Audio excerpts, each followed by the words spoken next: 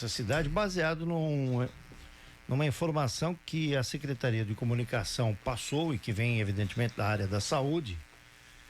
E tem matéria aqui no site da Rádio Cidade, matéria que foi postada no dia 20 do mês de maio, e o título da matéria é: casos de sífilis crescem em Brusque, doença já causou 3 abortos. A gente até mencionou isso aqui na semana passada. Hoje nós estamos recebendo aqui a Gisele Pruner Koguchi, que é coordenadora do Serviço de Atendimento Especializado, e a Thaís Cunha, que é enfermeira ali da Secretaria Municipal de Saúde, para falar desse assunto e dessa notícia aí, que temos desde 2021 no município, a soma de casos é de 1.364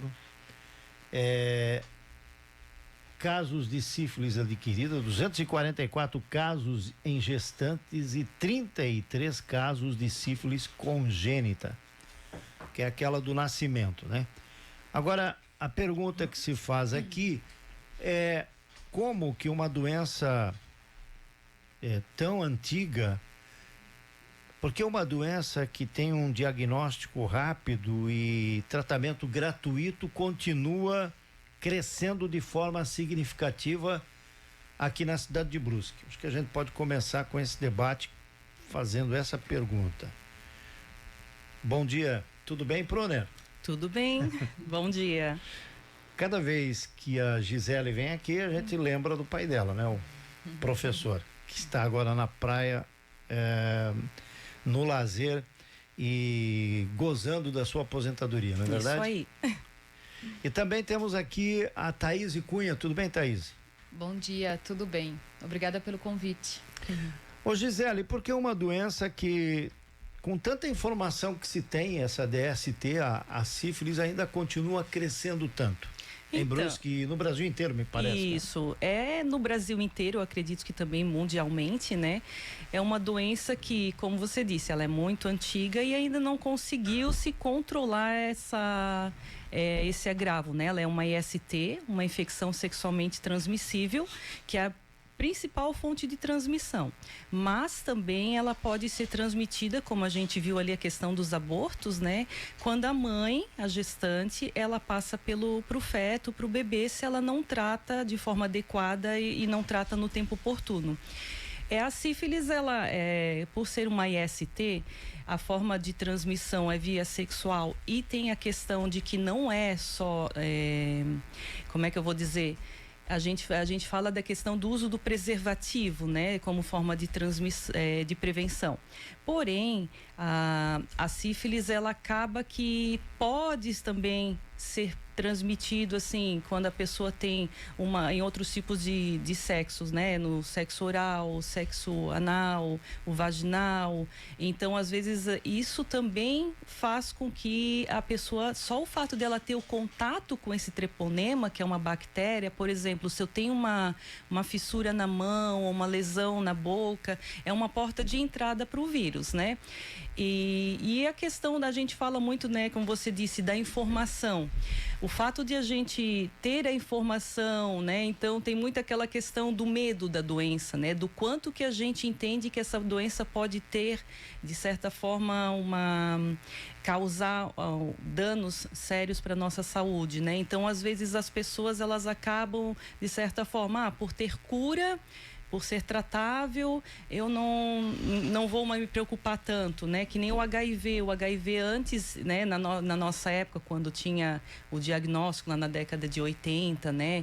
Que era uma sentença de morte, as pessoas, elas tinham mais medo. É que nem o Covid. O Covid, no início, a gente cuidava mais, ficava preocupado, todo mundo queria vacina, né? E eu acho que um pouco isso também com relação à sífilis. Tanto que o nosso objetivo de estar vindo aqui falar sobre esse agravo é justamente trazer de volta a importância e o quanto isso pode refletir na saúde das pessoas, né? Na questão de sífilis adquirida. A pessoa, se ela não trata, ela pode, em questão de anos, ter problemas mais sérios, sistêmicos, como problema cardíaco, com problema neurológico, né? Então, no caso da gestante, pode ter abortos, como vocês viram ali na notícia, pode ter problema de parto prematuro, baixo peso da criança, a criança ter problemas de desenvolvimento ósseo, cegueira e outros tipos de condições sistêmicas. Então, a gente, né, acendeu esse alerta de a gente estar vindo orientar a população para mostrar, gente, é um agravo que realmente tem uma certa gravidade, ela tem cura, né? Uma doença que tem cura, é tratável, como você falou, é fácil o tratamento, é com uso de benzetacil, mas se a benzetacil não for aplicada no intervalo certo de tempo, que existe 3 doses de benzetacil, três aplicações que são 1 por semana, mas se a pessoa ela não aplica, não retorna para aplicar as outras doses, ela pode continuar transmitindo, e muitas vezes ela acha que já está curada, e na verdade não, né? Então ela acaba transmitindo. E outra questão também da sífilis, ela é porque ela é uma doença muitas vezes silenciosa, nem sempre manifesta sintomas. Essa seria uma outra questão que poderia estar associada de ainda a gente ter muitos casos. A grande maioria não demonstra sintomas, eles são imperceptíveis e eles acabam que a pessoa acha que não tem o agravo, e acaba que transmite para outras pessoas. Uma época nós tivemos um período ali de um grande número de casos de HIV em pessoas de maior idade, principalmente idosos, né? No caso da sífilis, vocês têm uma estatística de esse público que está mais sendo afetado, que faixa etária? São jovens, pessoal da meia idade, qual é o perfil desse público? A maioria é jovens. Jovem. Então a grande maioria, assim, do diagnóstico, inclusive gestantes, nós tivemos gestantes com sífilis na gestação com 17, 19 anos, então essa é a faixa etária maior. Mas nós temos também diagnósticos em idosos, isso é importante estar reforçando, e muita questão assim, com o aumento da qualidade de vida, né? Continua a questão de vida sexual. Idoso também tem vida sexual, ativa, né? Vida ativa. Então, isso também faz com que o fato de não usar o preservativo, não se prevenir, poder correr o risco de ter a sífilis também, ou como outras ISTs. Quando a gente pegou o texto, e até eu separei algumas situações sobre isso, uma coisa que eu quero falar sobre a situação dos 3 abortos que foram registrados, né? Até porque esse caso da sífilis congênita, né, que passa da mãe, né, pro bebê durante a gestação, que são considerados graves, acho que gravíssimo. A gente vê que hoje você teve três abortos por causa de DST, né? Tá faltando alguma coisa no pré-natal para evitar que essas transmissões aconteçam? O que está acontecendo tô falando na questão da gestação, né? Primeiro, sobre tratamento, né? Se você consegue fazer esse tratamento durante a gestação. E segundo, as mães estão tendo algum problema no pré-natal para de repente evitar que essas transmissões aconteçam? É que na verdade, às vezes tem gestantes que moram há tempo em Brusque, ou são naturais de Brusque, e tem umas que já vêm com a gravidez avançada de outros municípios que não apresentam exames, né, ou não conseguiram realizar a tempo. Então a gente também tem um outro agravante, que é o parceiro, assim, né?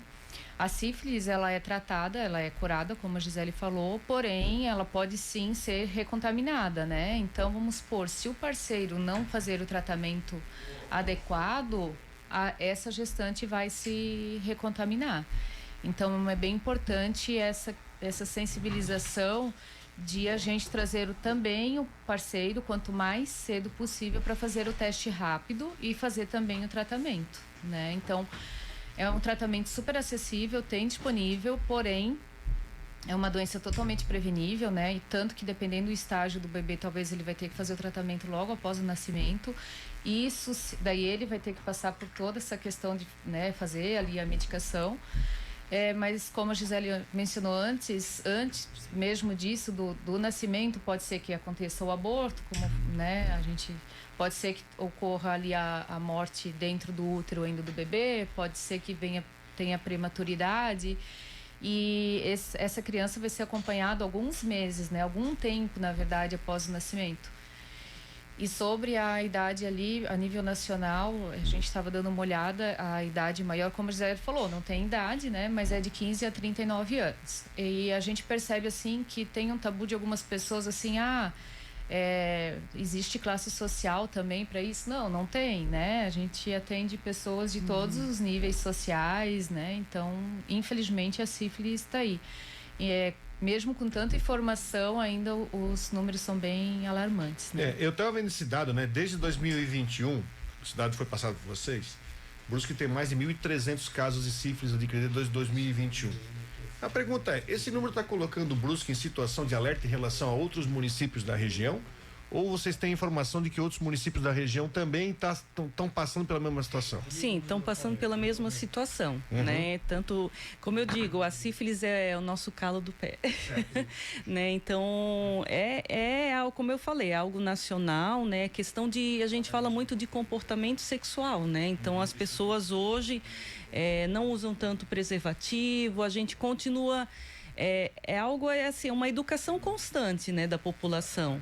Então essa questão da sífilis é uma problemática não só no nosso município, né? Então a gente é um trabalho coletivo, então a gente se conversa, a gente, principalmente o serviço de ST entre os municípios, a gente tem trabalhos conjuntos, né, no sentido de estar tentando ver estratégias de melhorar o acesso, melhorar a questão do pré-natal, a assistência do pré-natal, né? Então a gente é solicitado, a gente tem um protocolo no nosso município, né, Thaís, a gente participa da Rede Aline. Isso. Então o nosso município tem um protocolo formado, né, elaborado pelo nosso município de pré-natal, de assistência pré-natal, que ele é constantemente discutido, é uma rede de assistência que a gente discute, que é feito o quê?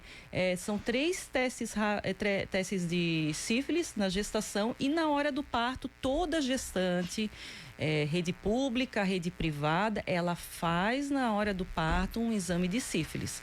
Então, isso a gente acaba sempre discutindo a questão de melhoria da assistência, né? Então, os nossos municípios sempre se conversam e realmente estamos meio que pareio nessa problemática.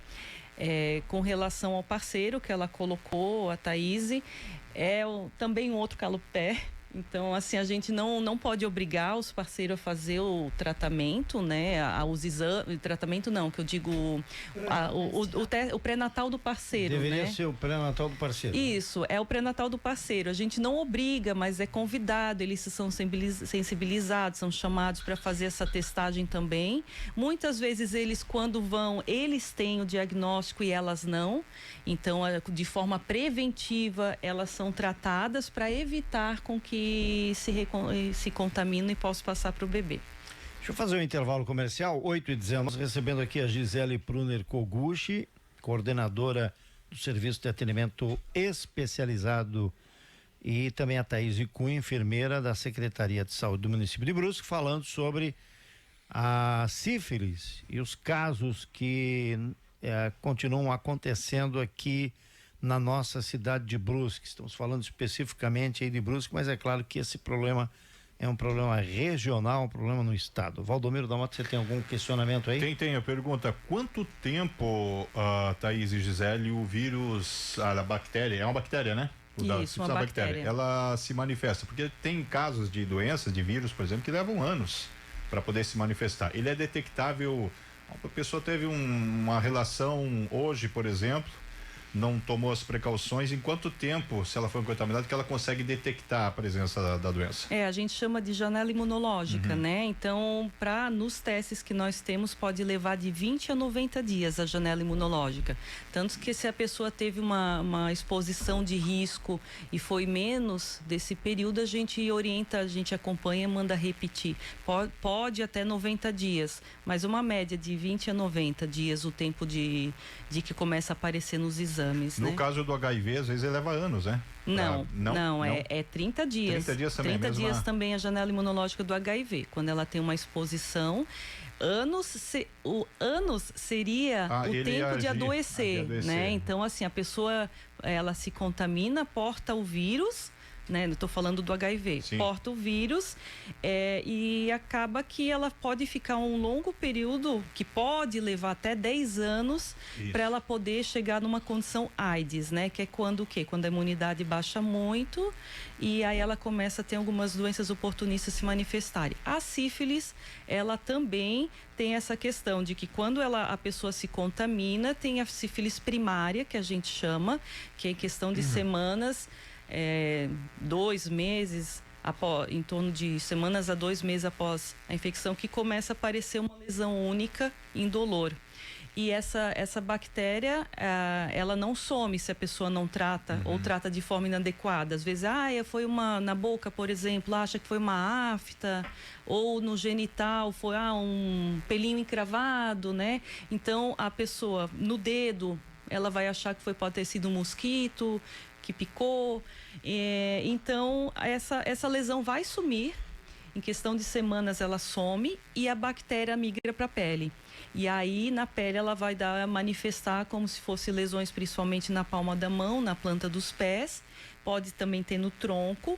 E algumas pessoas, inclusive, elas acham que pode ser uma alergia. Como já aconteceu um paciente, ele foi fazer a testagem e deu o diagnóstico de sífilis.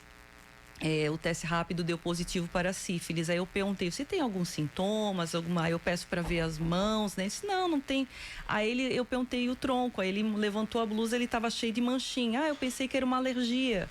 Aí às vezes a pessoa pensa que é referente a algo que comeu há uns 2 dias atrás, né? Um camarão, mas não vai associar que foi por causa de uma relação desprotegida 2 meses atrás. Então, ela vai sumir também. E depois disso, ela vai ficar um período longo de latência, essa bactéria, e ela fica por anos, pode ficar de 2 a 10 anos, e ela acaba podendo ir para órgãos importantes, como o coração, o cérebro, intestino. Aí, conforme o órgão que ela vai se instalar, pode manifestar sintomas, pode ter problema de neurosífilis, né? Problemas neurológicos, cardíacos. E no intestino já aconteceu também de a prócto encaminhar por conta que era sífilis. Então, tem sérios fatores que podem desencadear. Há muitos anos atrás, né, em questão de séculos, não tinha cura, né? Tratamento era com base de mercúrio, era uma toxicidade muito grande, né? Então a pessoa, ela era uma sentença de morte, né? Então não ficava anos com sequelas até a pessoa vir ao óbito. Os sintomas que você estava falando aí são iguais em todas as pessoas ou podem mudar de sintomas? Você falou, por exemplo, manchas na pele, aí na palma da mão ou nas costas, enfim. Isso depende de cada pessoa. Homem e mulher tem diferença de sintomas? Não. Assim, tem a questão individual, né? Como dizia o infectologista, tudo pode ser sífilis, sim, né? sim. Então, se tá com uma lesão, alguns manifestam manchas, outros aparecem, aí ele vai formando uma ferida, né? Então, é bem individual, mas ele tem uma característica própria, né? Que a gente possa direcionar e dizer, isso daqui tá muito característico de sífilis. Por exemplo, a lesão única no genital que possa aparecer, né? Na primeira fase, ali na sífilis primária, ela tem uma característica de que ela não tem, ela é indolor, ela tem a borda bem determinada, a lesão ela é mais afundada, e ela some, mas algumas pessoas não percebem essa lesão. Ela não percebe ou ela pode ser muito pequena. Então, como a gente muitas vezes não percebe, e essa bactéria ela é altamente transmissível, né? Acho que é isso. O mais interessante que eu tenho visto, tem uma conclusão que eu estou tirando disso, é o seguinte: porque a sífilis, muitas vezes, ela não aparece, se eu estiver errado, me corrija, ela não apresenta sintomas visíveis, né? Então, a pessoa pode ter e não está sabendo que tem. E como é que você imagina que deve ser o trabalho para conscientizar a população a buscar fazer o teste mesmo não sentindo absolutamente nada? Eu acho que esse é o grande desafio, não? A gente aqui tá trabalhando ali, né? Veio tentar sensibilizar essa questão da sífilis congênita, né? Porque do pré-natal ali, para não passar para o bebê. Mas eu acho que a sífilis a gente tem que ter consciência no geral, assim, né? Porque como, por exemplo, a pessoa descobriu, meu parceiro, por exemplo, descobriu que tá com sífilis, aí ele tratou, aí ele tem medo de me passar, né? E aí ele vai se reinfectar novamente, e se tiver, né, às vezes mais parceiras sexual, isso aí que fica o perigo de ser uma rede, assim, né? Vai ocorrer várias pessoas infectadas, o perigo de, muitas vezes, como a Gisele falou, não perceber o sintoma, né, e não saber que tem, e é ali que eu acho que fica uma cadeia, assim, né? Então, eu penso que as pessoas, no geral, podem procurar as unidades de saúde, né, falar do interesse que tem de fazer os testes rápidos. Esse teste é disponível? Esse teste rápido é disponível na rede pública? Sim, aham. E os testes rápidos, ele serve para sífilis, hepatites B e C e também para HIV, né? Então a gente já pegou também um teste rápido, situações de o parceiro da HIV e a mulher resultar em HIV e a gestante não. Mas daí ela, queira ou não, é um risco de exposição, então tem que ser acompanhada, né, pelos profissionais de saúde. Mesma coisa hepatite B. Então eu vejo assim, até casais que pretendem, né, estão planejando uma gravidez, já é importante também, né, fazer talvez até antes esses exames. E claro, depois do pré-natal também é rotina conforme o protocolo. Então eu vejo que tem que sim os casais ali que estão gestando, né, fazer o exame, mas a população no geral, porque como a gente falou, é um dado alarmante a nível nacional também, né, não só local, né. Eu tenho uma preocupação, eu tenho filho adolescente, que outro dia, inclusive, estava conversando, eu estou muito tranquilo. Não sei se eu tivesse uma filha, viu, Rodrigo? E como vocês têm, sou pai de menino e eu me sinto muito tranquilo. Outro dia estava conversando com meu filho sobre isso. E a preocupação dele está em início de vida, de vida sexual. A preocupação dele era, por exemplo, uma gravidez. Eu disse, filho, isso é um problema de fato, mas você tem que pensar que tem outros problemas também. E às vezes eu acho que falta um pouco essa coisa de trabalhar nessa fase, né? Talvez, não sei. Sim. É a minha percepção, né? De um modo geral, trabalhar principalmente nessa fase, até porque vocês trazem, que é uma incidência muito grande de jovens, né? Sim. Na verdade, assim, até o protocolo do Ministério da Saúde, ele diz assim, que o preconizado é a população jovem fazer de 6 em 6 meses esses exames, né? Que tem vida sexual ativa, o ideal é estar realizando com uma maior frequência, ou anualmente, ou de 6 em 6 meses, a testagem. É uma testagem gratuita, né? Tem todas as unidades de saúde, tem disponíveis os testes rápidos, o Ministério da Saúde que disponibiliza, a gente solicita e recebemos todo mês os testes. E os hospitais também têm disponível, por exemplo, se a pessoa teve alguma situação de exposição de risco, que tem até 72 horas para procurar o serviço, ou qualquer unidade, ou se for final de semana no hospital, pode estar procurando. Então a gente tenta abordar, né, incentivar a população jovem de estar fazendo esses testes. Geralmente a população jovem hoje em dia... Gente, eu não sou jovem, né? Então eu não sei muito, eu sei que eu também tenho filho adolescente, né? Mas eu não sei muito bem tudo que eles acessam, né? Mas assim, como é que é? TikTok, YouTube, Instagram. E não fala muito disso, né? Não. Então a gente é uma rede que eles acessam, que eles não vão procurar sobre quais são as formas de transmissão. Quando eu vou ter, qual é o risco de eu ter relação? Como você disse, eles pensam na questão da gravidez, né? Então eu acho que a gente alcançar a população jovem, alcançar os mais velhos também, porque eles têm filhos, né? Tem filhos, tem netos, para estar orientando. Então esse é o nosso objetivo. Na verdade, a gente trabalha hoje com grupos prioritários. A gente quer alcançar toda a população, mas a gente também, os nossos serviços de saúde estão buscando hoje a questão do trabalho de grupos prioritários, que são quem? Aqueles que têm mais risco de se contaminar. Que são quem? Privados de liberdade, pessoas que a população LGBT que acabam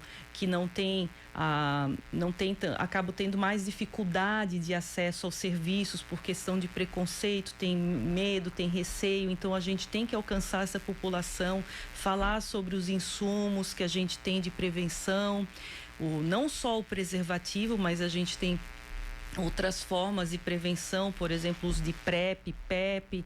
Então, a gente acaba querendo alcançar, mas a gente sabe muito que o perfil dos nossos jovens hoje não é buscar esse tipo de informação. Por mais que, por exemplo, eu no meu Instagram eu tenho algumas redes de serviços de saúde que falam da área de ST, mas porque eu tenho interesse na causa, né? Mas eu acho que a gente quer alcançar. Tem a questão também de a gente não ter uma barreira também de estar acessando essa população jovem, né? Questão de a gente poder tá orientando eles, a gente tem algumas certas restrições, mas a gente procura, aonde a gente consegue, com as ferramentas que a gente tem, poder estar falando, né? E a gente educando toda a população, tanto jovem quanto adulto, idoso, né? A gente, sempre quando eu falo, você leva o preservativo, não preciso. Não, mas leva, você pode ter um filho, pode ter um neto, nem que for para mostrar como é que faz, mostrar o material, né? Então agora existe o Ministério da Saúde está liberando preservativos texturizados, alguns outros tipos, assim, até para incentivar mais a curiosidade e ser um pouco melhor no sentido de interesse de estar usando, né? E aí tem também essa questão da barreira de falar de educação sexual, né? Em escola mesmo é um problema. Ninguém me ensinou na escola, nenhum professor me ensinou a fazer sexo. Mas eu tive isso foi muito importante. E como isso acaba sendo uma outra barreira. O meu filho é um exemplo. Meu filho, se tenha sempre uma camisinha. Pai, mas eu tenho vergonha de ir lá comprar. Não tem problema, eu vou lá e compro para você. Então são coisas que às vezes a gente precisa romper essas barreiras, porque as barreiras são muitas, né? Principalmente nessa fase da adolescência. O crescimento da medicina e da tecnologia não impede que a educação e a conscientização cheguem até as pessoas. Infelizmente, isso é uma grande barreira, né? Seja pelo critério de eu não quero falar sobre isso, tenho vergonha de falar, os adolescentes, né? Assim como até os adultos, né? Os adultos acho que tem essa barreira também de ter um problema e não querer procurar a solução por vergonha ou por receio de serem apontados como alguém que tem uma situação, uma doença sexualmente transmissível, enfim, qualquer uma, né? Porque a gente tá falando aqui de sífilis, mas tem tantas outras aí, né? Tem até aquelas mais, não sei se pode usar essa expressão, as mais simples. Gonorreia, por exemplo, né? O sujeito diz, eu tô com gonorreia, né? Ou peguei uma gonorreia. Isso é uma barreira, enfim. Tudo isso que trata das coisas íntimas, é mais difícil você buscar a solução. Vocês que estão ali vocês são o para-choque, vocês que estão à frente disso, imagino que vocês devem atender aí sempre, né? Porque muito provavelmente só naquele estágio pior é que se procura a solução, né? Ou não? Porque nós estamos falando aqui vocês estão tratando aí de uma situação da sífilis que busca o atendimento do homem também, que ele procure junto com a mulher esse atendimento. Mas eu imagino as outras doenças, né? É a mesma coisa o preventivo de colo uterino ali, né? Às vezes tem mulheres que só procuram quando apresentam algum sintoma. E mas às aí vezes é o medo de morrer, não é? Às vezes porque às vezes pode ser que seja algum fungo, alguma bactéria de fácil tratamento, mas pode ser que esses sintomas já pode ser um câncer, né? Então... Mas aí a mulher não procura porque tem esse receio? Às vezes ela tem vergonha, né? Tem os tabus, ainda existe, né? Mas infelizmente daí quando não faz esses exames preventivos, né? Ou a pessoa tem vida sexual ativa, sendo homem ou mulher, e não usa o preservativo muitas vezes, como a gente falou, e não faz os testes rápido. Então, né? Se eu já me coloquei em risco, seria sim interessante eu marcar de fazer os testes rápido, por exemplo, né? Então eu também, eu vejo ainda que tem sim esses tabus, né? De falar sobre intimidade, onde pode atrasar o tratamento de muitas coisas, né? O que é legal nas unidades de saúde que muitos profissionais enfermeiros que quando vão fazer esse exame do preventivo, né? Eles já aproveitam e fazem essa testagem rápida, ofertam. Então, já acabam utilizando... E muitas vezes aconteceu de ter descoberto uma sífilis, um HIV, num exame de preventivo. Então, às vezes, numa simples consulta de rotina, as unidades de saúde já estão ofertando, como tem o teste. Então, assim, usam essa ferramenta para oferta. A gente faz também ações, a gente vai em empresas... na praça, às vezes na ação na CDL, a gente acaba ofertando, a gente tenta alcançar, mas o teste rápido na unidade de saúde, ele serve como uma ferramenta para exame de rotina, porque no meu serviço, que eu trabalho diretamente com serviço de HIV, hepatites, então a pessoa procura porque ela ou porque tem alguma condição de risco, mas na unidade de saúde ela não procura específico para isso. Então, as equipes, elas acabam usando as estratégias, muitas vezes, para poder estar alcançando essa população, né? Para estar fazendo esses testes. E, como eu disse, são testes de fácil acesso, né?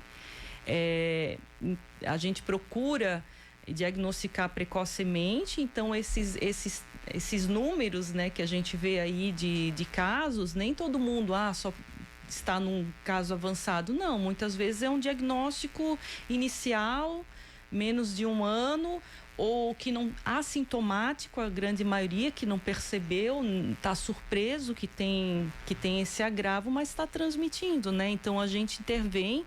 O acesso da penicilina também tem na unidade de saúde, a aplicação é feita lá.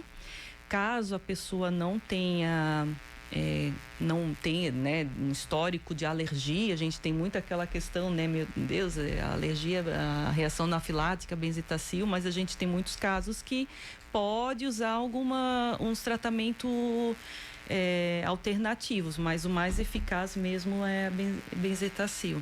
Então, eu acredito que a rede de saúde, ela está preparada e está chamando essa população, sim, para fazer a testagem. O que a gente mesmo quer, o nosso objetivo é falar para a população do risco que é ter esse agravo, da importância da prevenção. Isso, né? Muito bem. Agradeço aqui a Thaís Cunha. Obrigado, Thaís. Obrigada também pela oportunidade de sensibilizar, né?